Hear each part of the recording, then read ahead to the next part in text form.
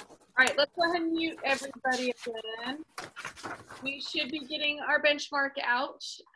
We are going to be reading about Mrs. Stowe today, Harriet Beecher Stowe, and the president, Abraham Lincoln. So, do I have a volunteer who would like to read first? Can I read? Oh, Morgan, I see your hand is up. Go for it. Late in the year 1862, the writer Harriet Beecher Stowe traveled to Wisconsin, D.C. for Thanksgiving dinner. Hang on, Thousands of Morgan. Where did she travel to? Washington, D.C. There you go.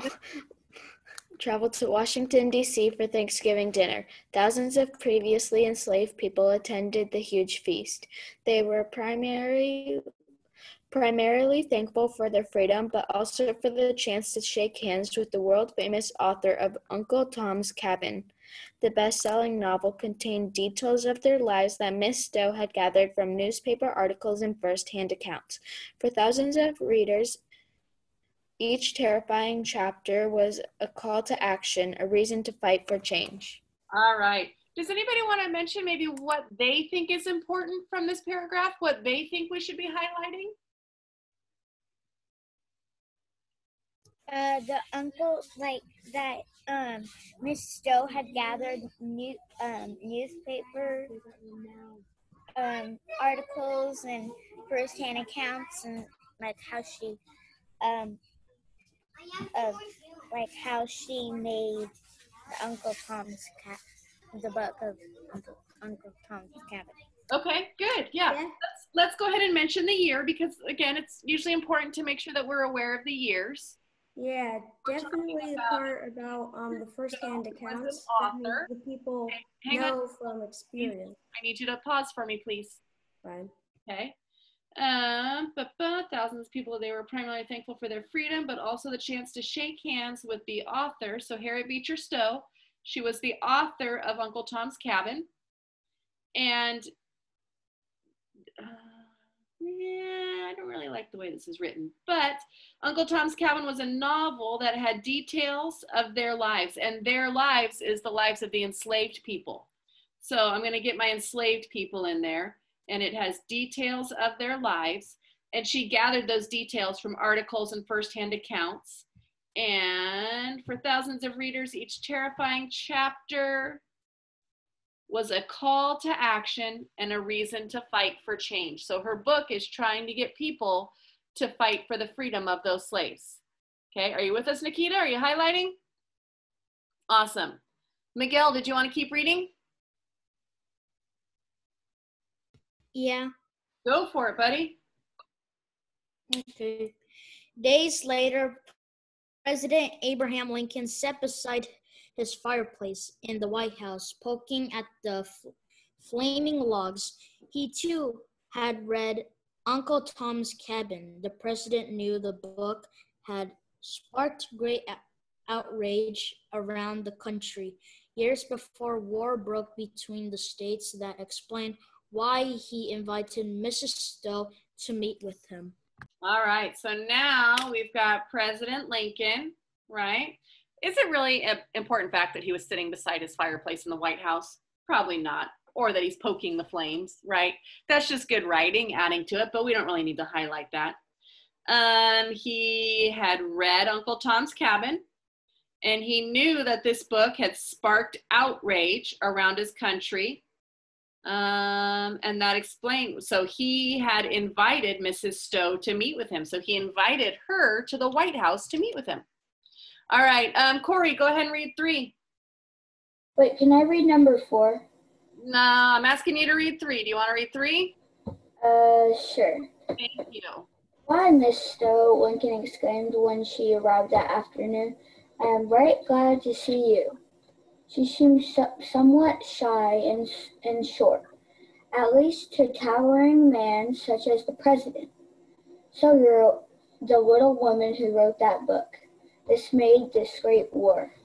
Awesome. So remember, Abraham Lincoln was super duper tall, right? And Harriet Stowe was a shorter woman. So big difference between the two people here. but that's not really what's important about this, is it? So she was shy. That's kind of, important. And he said, so you're the little woman who wrote the book that made this great war. Again, referring to the Civil War. Did her book really make the war?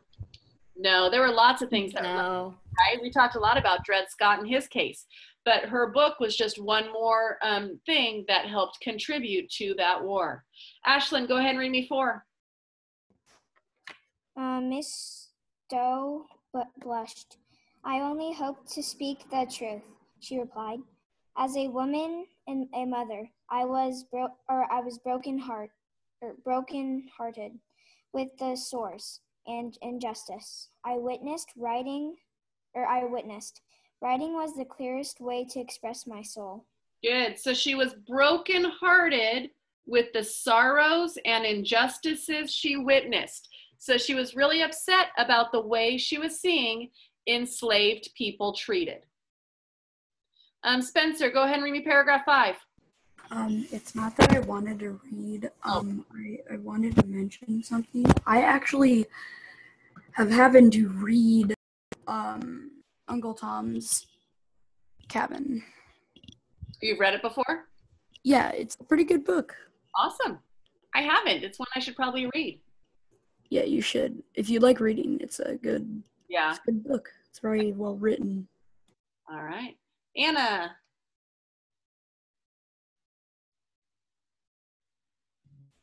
Chapter 5? Paragraph 5, yep. Yeah. And by sharing your talents, the president said, you have changed the souls of devoted readers such as myself. May both your efforts in these difficult times lead to a better future for our nation. Good. So, she has challenged the souls of devoted readers. And may both our efforts, so here he is saying together, may the things that you're doing and the things that I'm doing lead to a better future. Okay? I'm going to ask you guys to write your 1-sentence summary for this, this short passage. Take a minute and write down what you would summarize. And again, it could just be 1 sentence, right? We've been doing just 1 sentence on the others.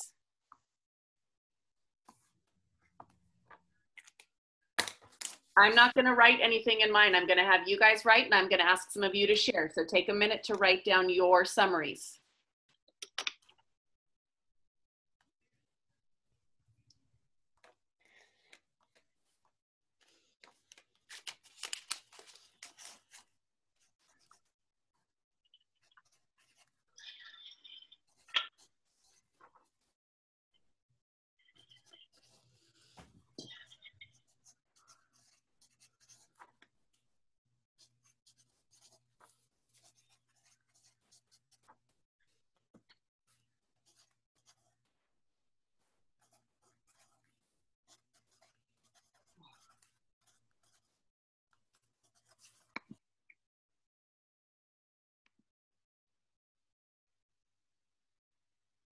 Do I have anyone who's finished who would like to share their summary? I see some hands up, but I'm not sure that your hand is up to share your summary. So right now I'm just looking for people who would like to share their summary out loud. Jaslyn, would you like to share? Yes. What'd you put? Miss Stowe wrote the book because she knew that slavery was not right. Okay. Amaya, do you want to share?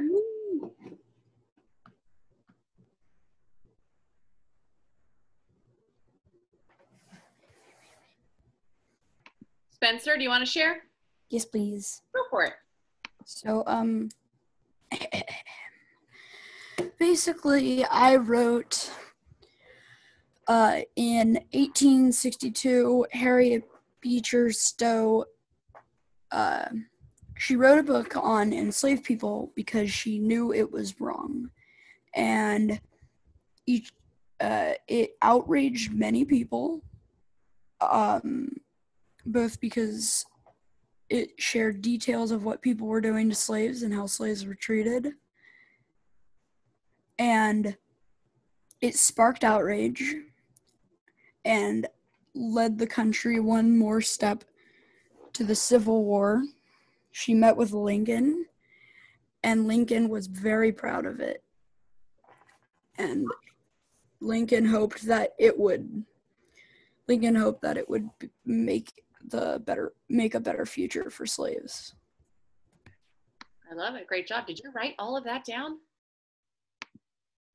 Yes, I did. Awesome. Hazel, I see your hand is up. Stowe wrote a book about slavery and how it was a terrible thing to do. She met with President Lincoln, and he enjoyed the book and liked it and thought it was awesome. Perfect. All right. Anyone else want to share their summaries? I'm looking. I don't see any more hands up virtually. Let me look at pictures real quick. Camden, is that you raising your hand? No. Oh, Mason. So what I wrote is President Lincoln meets with the writer of Uncle Tom's Cabin. All right. Short and sweet. Yeah, I wanted to do it like one sentence, like you said. Yeah, good. Amaya.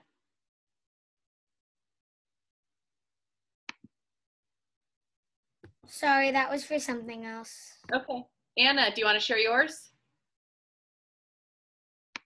Yeah, I wrote Miss Stowe wrote the book Uncle Tom's Cabin and met with the president to talk because she wrote about slavery and how it was wrong. Her book was mainly about how terrible slaves were treated and yeah. And yeah, did you write that? And yeah. No. Awesome. Good job. All right, guys, those were all great. Thank you for sharing. Let's take a look at, let me switch over to this view. Let's take a look at the pages you're going to be doing in your, no, go away, in your slides. And remember, today's the last day, so you should be finishing up your slides today. When you finish them, you can go ahead and submit them. So the first slide, and again, remember these slides don't always go with the story we just read. In fact, we're going back to our big Dred Scott story for these slides.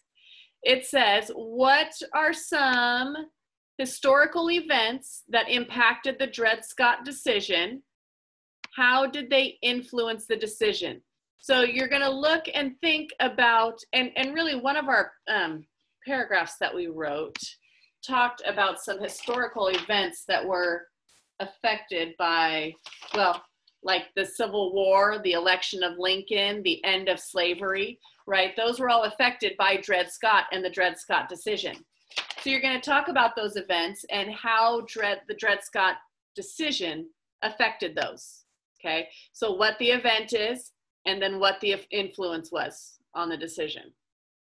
So that's one slide, and then the other one is your vocab words. So look up your words, tells you what page it's on. You're gonna write the definition from a dictionary and then your own sentence that goes with the word, not the sentence from the book, okay? A lot of you did not finish this on the first round of slides, and I've sent you emails and such letting you know that you didn't finish your slides, but I'm about to finish grading those from the first week, and you're gonna get a target, basic, or limited based on the work that you did complete. So you might wanna go back through and make sure that you completed all of your slides, okay? Morgan, I see your hand is up. So for the day 3, for the first slide of that, yep. Are we gonna do like anything about the Miss Stowe and the president? Nope, we just read it and did the notes. I guess you could, well, it will have an influence on the Dred Scott decision. So yeah, no, it was just a short read for us for today. Okay. Finally, no summary. All right, let's take out our planners real quick. We haven't written anything in our planners yet today. And take a look at our planners. We had pages, what did we do today? 20 and 21 for math. Math, homework, and remembering. Page, what did I say it was? 21, 22? 21, 22, okay. We have benchmark slides. Whoops, I spelled slides wrong. S-L-I-D, slides, day 3. And then when you're done, make sure you submit them, okay? You need to turn them in so I know that they're finished. I would suggest that you guys study your roots and your nouns. You have tests on both of those tomorrow. And here's something else I want to tell you guys. On that noun test, it's going to have all 8 parts of speech again. Okay, so it's going to have all 8 parts of speech and then a couple questions just specific to nouns. But if you didn't do so good last week on the parts of speech test, you might want to go into those Quizlets and study. And remember, there's the Quizlets for the roots also. So make sure you've done the work on your roots 1 through 10 and that you're also studying. Primarily 6 through 10 is that you're studying. One thing I want to throw in here real quick is I often send you guys emails, but I'm not so sure that you are checking your email very frequently, okay?